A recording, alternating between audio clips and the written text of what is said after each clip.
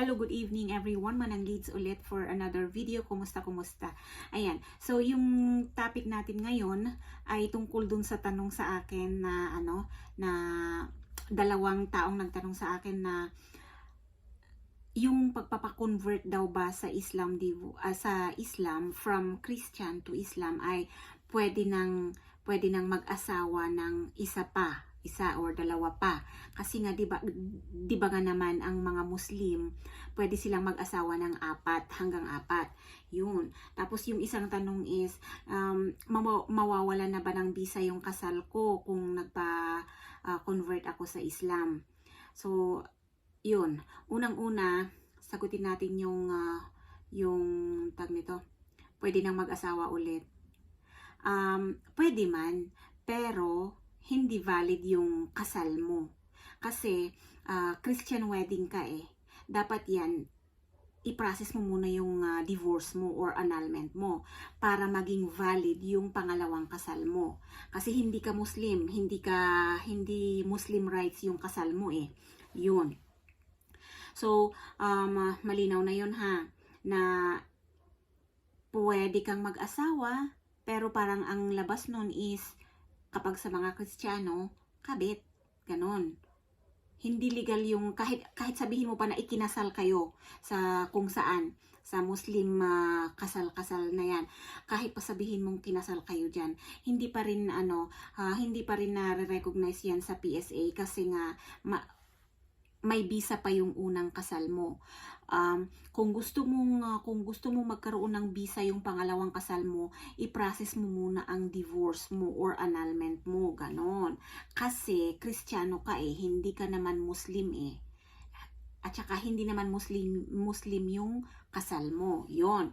So, next na tanong, yung sasabihin na, yung tinatanong niya, mawawalan ng visa ba daw yung kasal niya kung nagpa-convert siya from Christian to Muslim? Hindi rin po.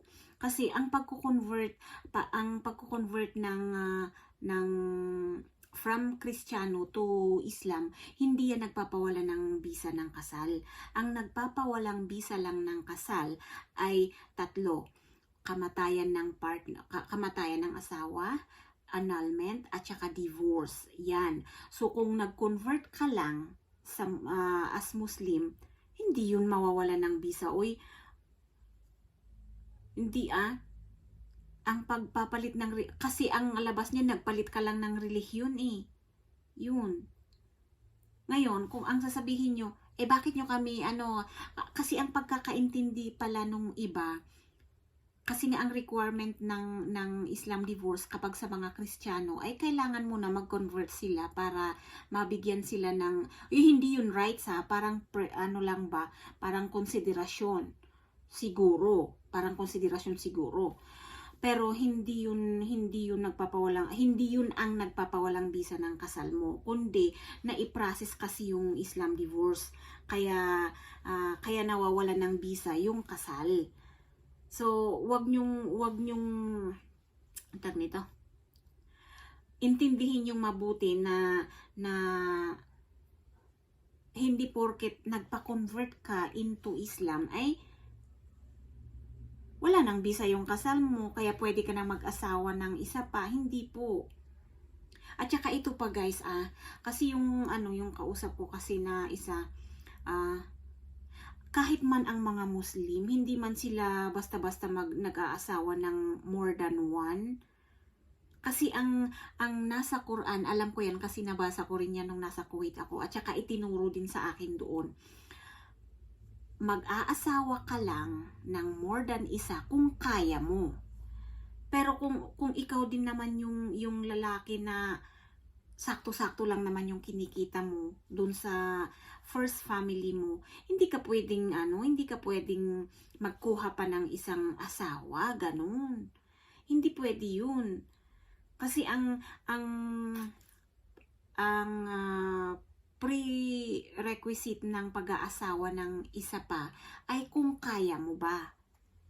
Na kung halimbawa nag-asawa ka ng 4, okay, 2 lang. Halimbawa nag-asawa ka ng 2. Dapat kung binilhan mo ng tsinelas yung isa, dapat bilhan mo rin yung isa, ganun yun.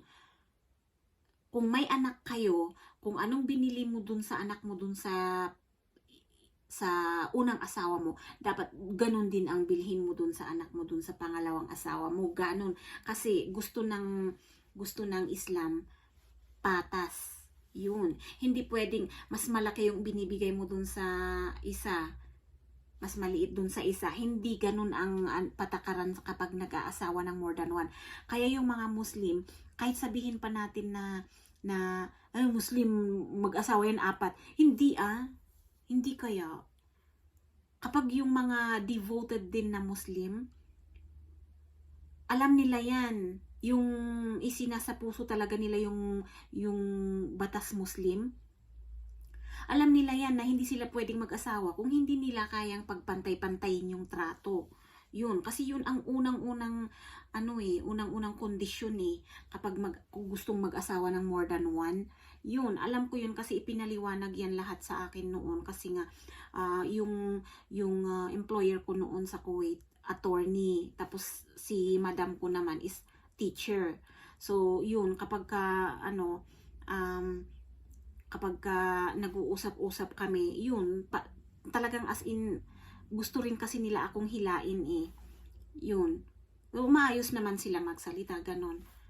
So, yun guys, shinare ko lang yung alam ko rin tungkol dyan sa pag-aasawa ng more than one. Yun.